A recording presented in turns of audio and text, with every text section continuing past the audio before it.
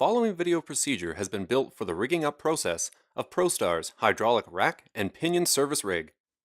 This was created using the information developed by ProStar, in particular using the SOPs and JSAs.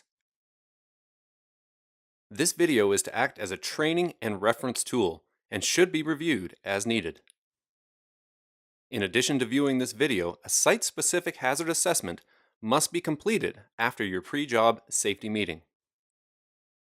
When performing the following tasks, the standard ProStar PPE will be required. This includes hard hat, safety glasses, ProStar coveralls, CSA protective footwear, hearing protection, and impact gloves.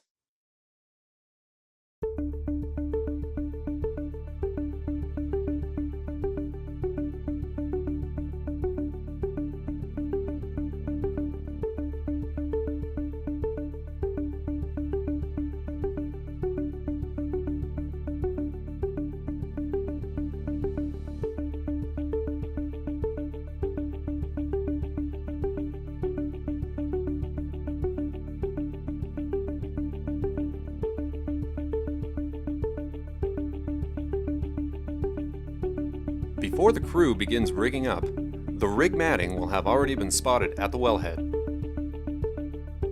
The matting will be inspected by a member of the crew and then swept clear of any debris. Depending on weather conditions, the matting may be slippery, which can pose a hazard, so shoveling or applying ice melt may be required.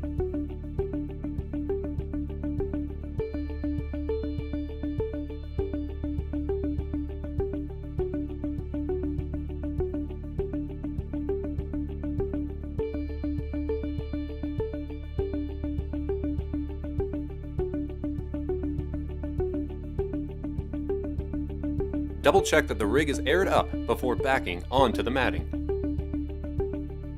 The driver must have good communication with the spotter.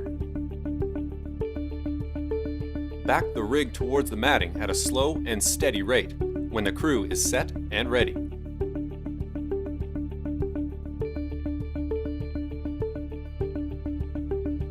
Stop the rig immediately if the driver loses sight of the spotter. Follow ProStar's hand signaling procedure. Use radios if it is needed. Double check the distance between the rig and the wellhead. It must be 73 inches from the bumper to the center of the well. When spotting equipment, a 2-meter area in regards to parking and spotting must be in place. Any equipment within that 2-meter area needs to be moved.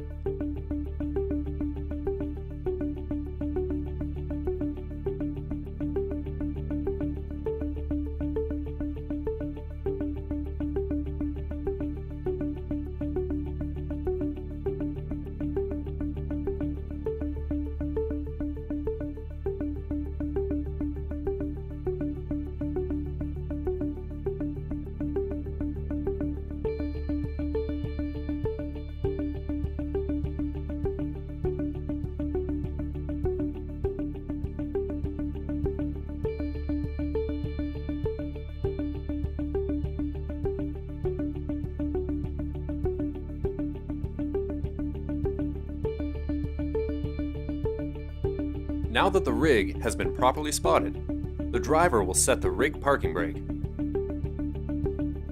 The rig will be switched over into pump mode.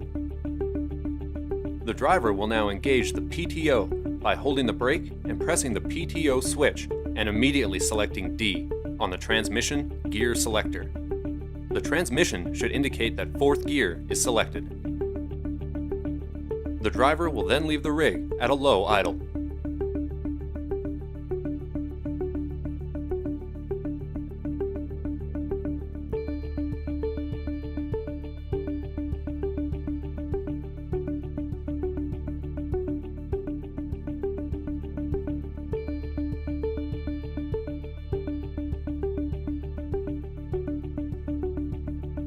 Before lowering the walkways on either side of the carrier, all unnecessary personnel must be removed from the area.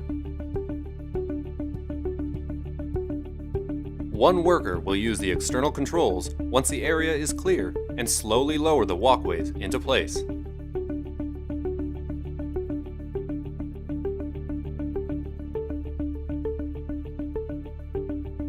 Two members of the crew will then install the stairs. It is very important to ensure good body positioning is used during this task. Next, the handrails will be positioned from the ground so that the potential for a fall is completely eliminated. Workers must keep their fingers clear of the hinged areas of the handrails, as these could cause finger pinch points.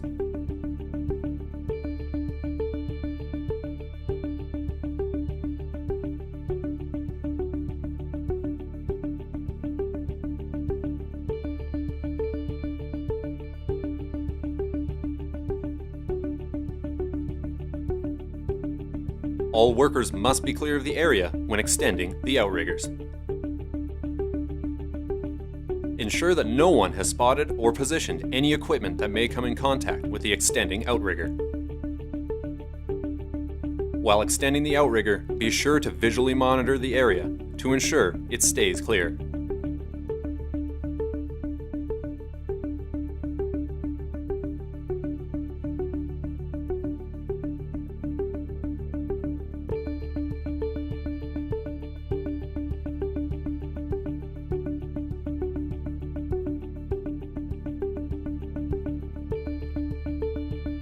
Pick up the jack pads using the handles on the sides. If the jack pad is too heavy, get the assistance of another worker to lift it. The jack pads will now be positioned under the extended outriggers. Use proper lifting techniques when picking up and placing the jack pads. Retrieve the jack stand and pin it into place on the extended outrigger.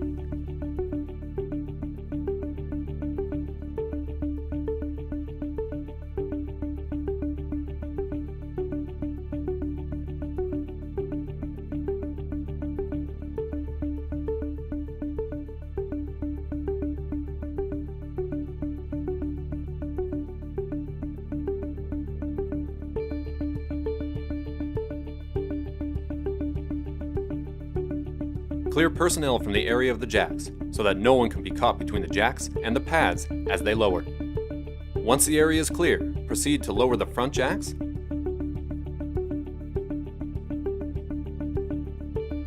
followed by the back jacks,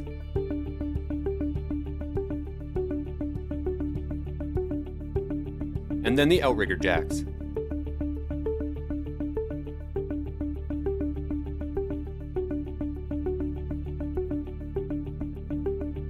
Take a little of the rig's weight off of the tires. The worker running the remote rig controls must be aware of the location of the rest of the crew. If communication is lost or the worker loses sight of a crew member, then a stop the job must occur.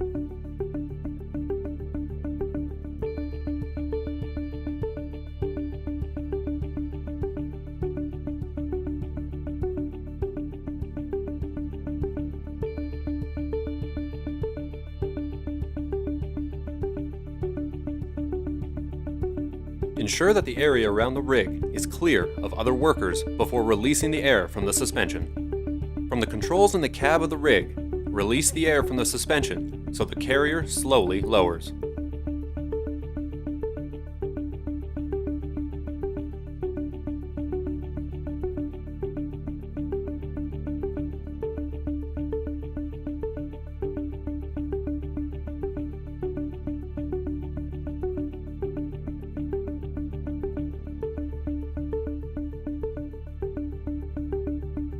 The next task is to level the rig so the rest of the operations can run safely.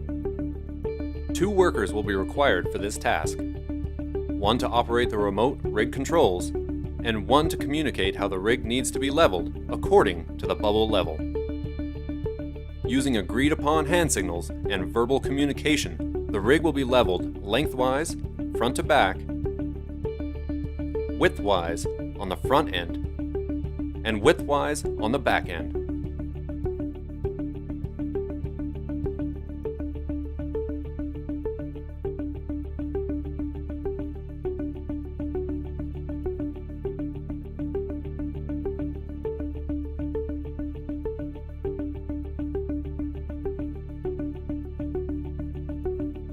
Next, the center support jack will be used for added support to the carrier. The area around the jack must be clear of obstructions, and no worker can enter under the rig carrier during this process. Engage the jack until it is in contact with the mat and taking weight.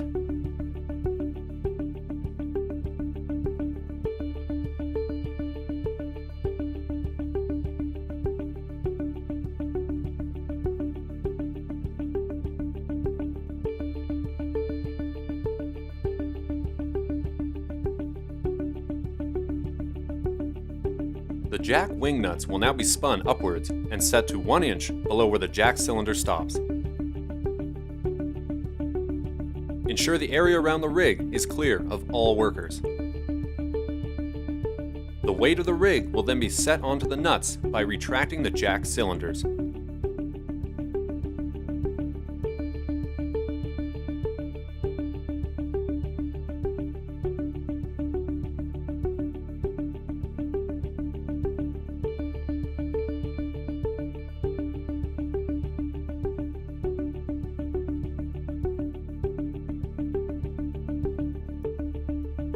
Now install the chain boomers from the rig matting to the carrier.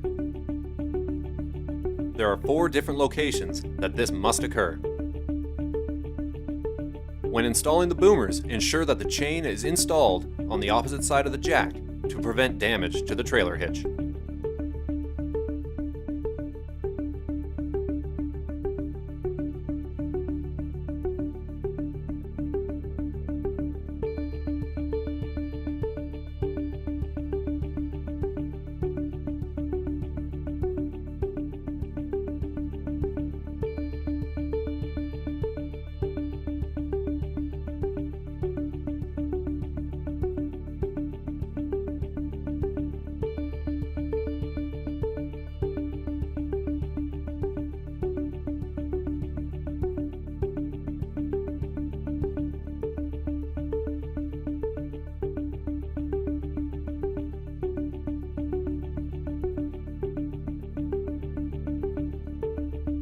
At this point in the rig-up process, a Level 2 inspection will be completed by a member of the crew in the position of rig manager or driller.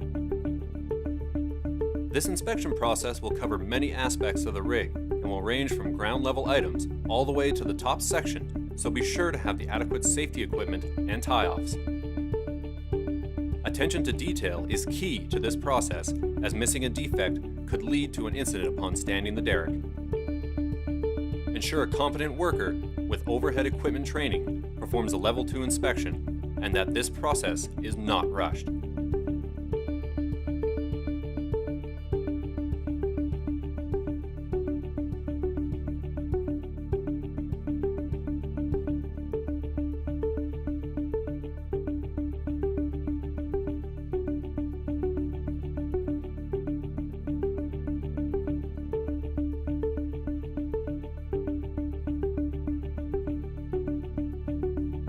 At this point, the crew should gather for a safety briefing to ensure that everyone understands their roles before raising the mast and that everyone on site will stay clear of the rig. The remote rig control is key to this process, so it is very important that the battery is charged and a fully charged spare is available. When the derrick is in its upward motion, all members of the crew should be watching all sides of the rig for any snags with the guy lines and be using two-way radios to ensure clear communication.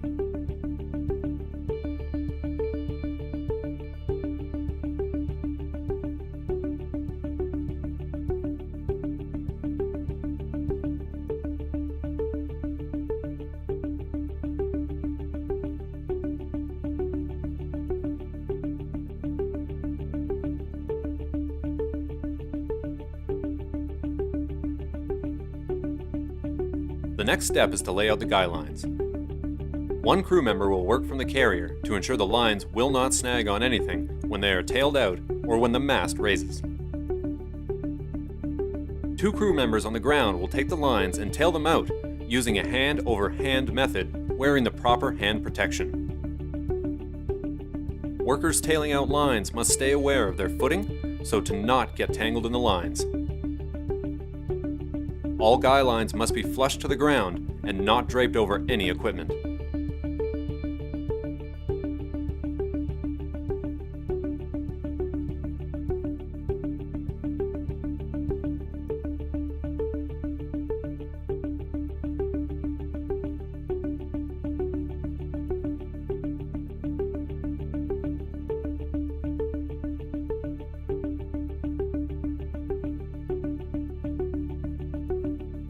Locate the A-leg pins and use an open palm and a dead blow hammer to set them in place. Ensure that you have good footing before hammering. When using a hammer, be sure to clear the area so only the person hammering is in that space. When the pins are secure, use the remote rig controls and release the hydraulic jackknife pin.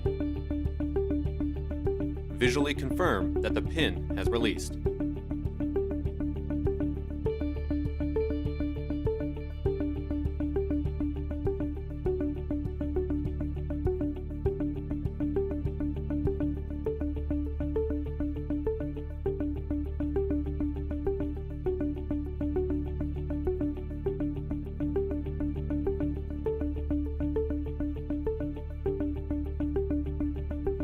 Now, the top section of the rig can jackknife into place using the remote rig controls.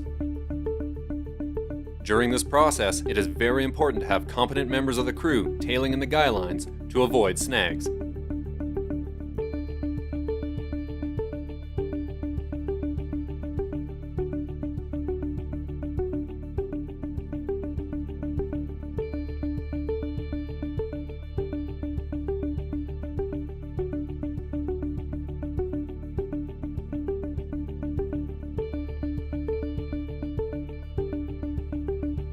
Now that the top section is completely over and at rest, the hydraulic locking pins can be engaged.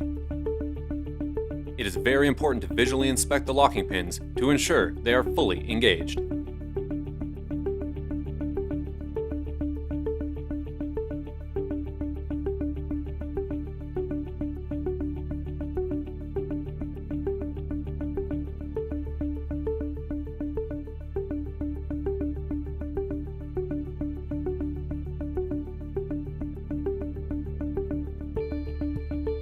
The guy lines can now be set for the vertical mast position. The shackle of the ratchet boomer will be attached to the load rings on the headache rack at the front of the rig, and to the load rings on the outriggers at the rear of the carrier. Remember, when using a ratchet boomer, to keep your face away from the line of fire and ensure the guy lines are not twisting up above you.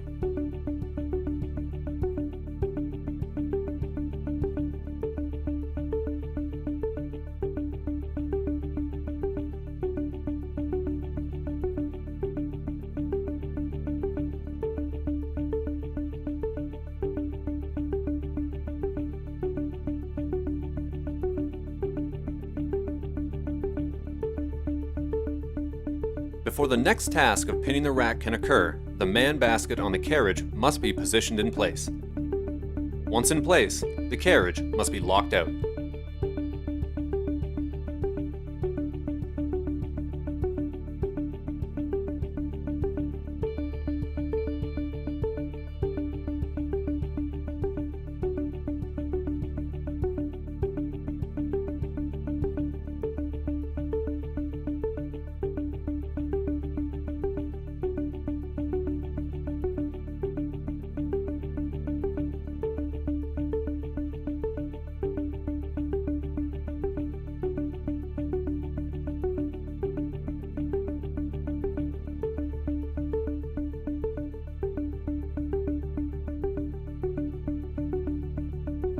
Now that the rig is fully standing and the carriage is locked out, the rack will be pinned and the rack transport braces will be removed.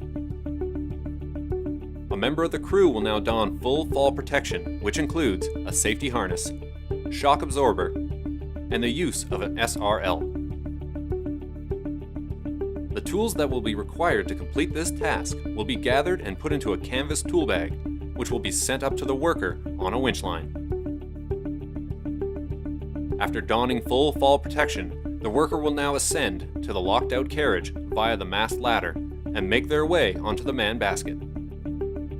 During this process, the worker will use 3-point contact and follow all ProStar's fall protection policies. On the ground, another crew member will operate the rig remote controls and also supervise the task so that no one enters the work area. The worker in the man basket will remove the transport braces and store them in the man basket. This is a good opportunity to check the locking pins up close. The worker will then take the pins out of storage and hammer them into place one at a time to secure the rack. On the ground, the crew member running the rig remote controls will maintain positive pressure on the rack cylinder to allow the rack sections to properly align. With the task completed, the worker will pack their tools into the canvas tool bag and send it back down to the ground using the winch. Once the tool bag is secured on the ground, the worker can now descend using the mast ladder.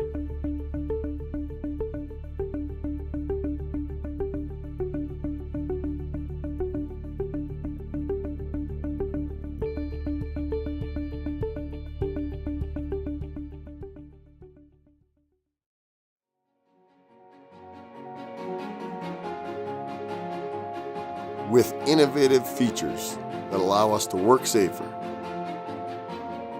be more environmentally conscious, while increasing production, it makes me proud to not only represent ProStar, but the entire energy sector.